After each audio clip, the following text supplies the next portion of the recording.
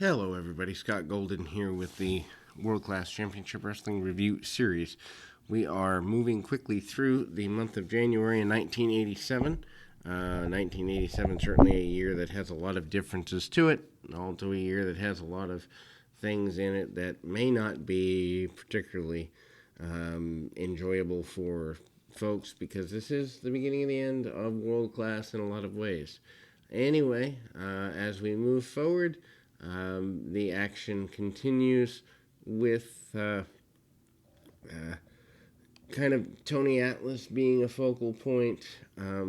Steve Simpson continues to be a focal point. We move into a lot of new talent, actually.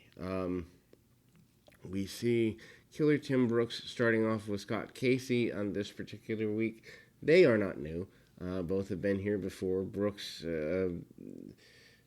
has been part of Texas probably on and off for over a decade by this point.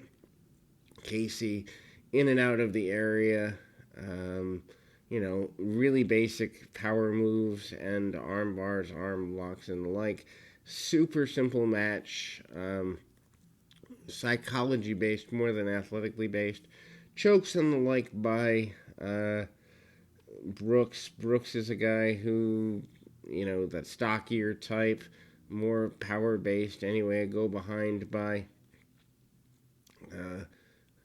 Casey, and he gets a 3 count off a attempted roll up.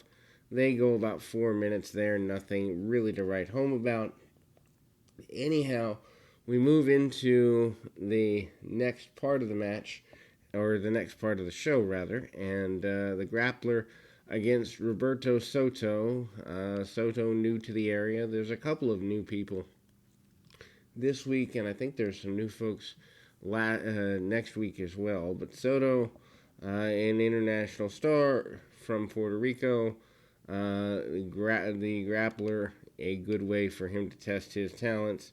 Really, again, basic match. Soto has been successful on the island of Puerto Rico to this point.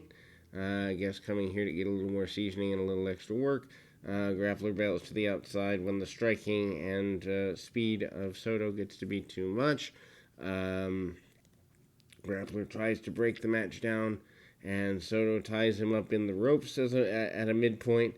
Soto off the ropes and manages to get clotheslined in the right below the windpipe with a clothesline. Grappler tries to slow things down with a chin lock.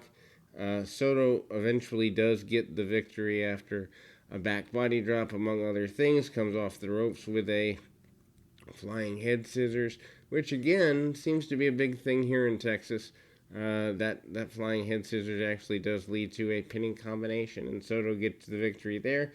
Dingo Warrior and Tony Atlas talk about various things. Warrior talks about wanting to be a hero to the kids, talks about wanting to make 87 his year, and Tony Atlas again reiterates living your dream, being a middle schooler and wanting to wrestle and going all over the country and that. I mean, he just goes kind of on a journey of just telling his wrestler story. Then we move in further to another two debuts. Bob Bradley, otherwise known as Battle Cat in the WWF, and Manuel Villalobos, I believe another guy in from the Puerto Rican territory. Bradley is a guy who I really enjoy a lot of. He's just a guy that has been all over the country, both as an enhancement talent and a semi-featured star, depending on the size of the territory. Bradley manages to hit a diving headbutt and other basic things there. Kind of I guess you'd say, a very basic guy. Using a little bit of cheating and aggression is Bradley. Bradley has the athletic ability to do a lot of things that a lot of guys can't. He's in the heel position here. Casts his opponent to the outside. Lots of strikes by Villalobos, who, again, I will say Texas has always been good at bringing in international stars throughout. Villalobos breaks down the match into a bit more mat holds and the like, Irish whip, and a attempted back body drop, though Bradley manages to kick right under the chin and get things going back his way. Then we move a little further into the match. Not a lot settled here. Bradley is, I guess, the one they're trying to highlight in this one. It's interesting because it seems like every 2 or 3 times a year, World Class has to replenish their talent pool, so to speak. Bradley does get a victory and manages to gloat over that. We then move to the semi-main event situation. That is Lance Von Erich, Bryan, and Diaz.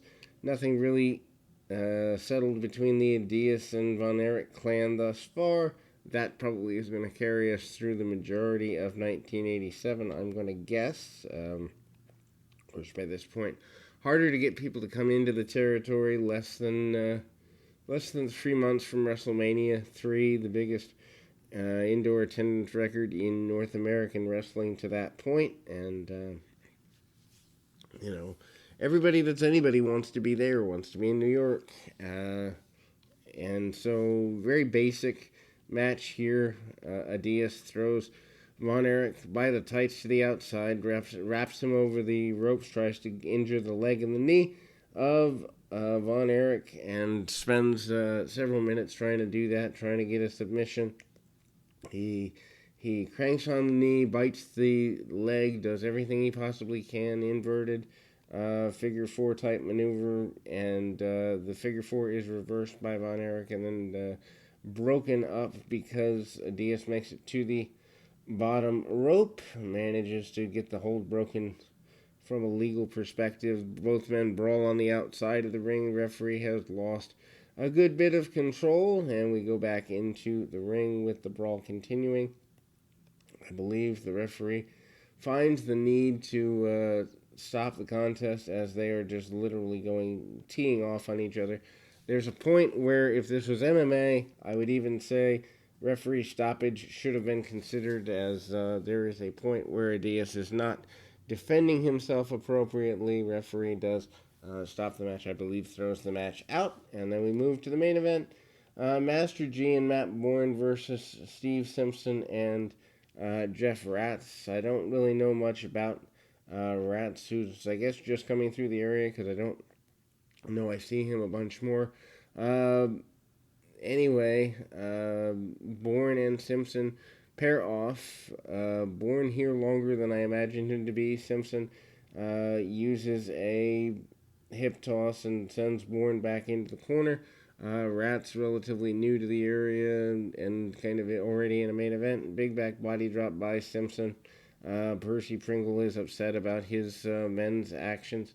Not yielding them the level of results he wants. Ratz comes in, gets tossed out over the ringside table. Master G is jawing with the referee. Percy Pringle expects more from his men than he gets. Big backdrop and drop kicks by Ratz, and then we see Bourne come back in. Bourne gets cut off by Steve Simpson. The match continues.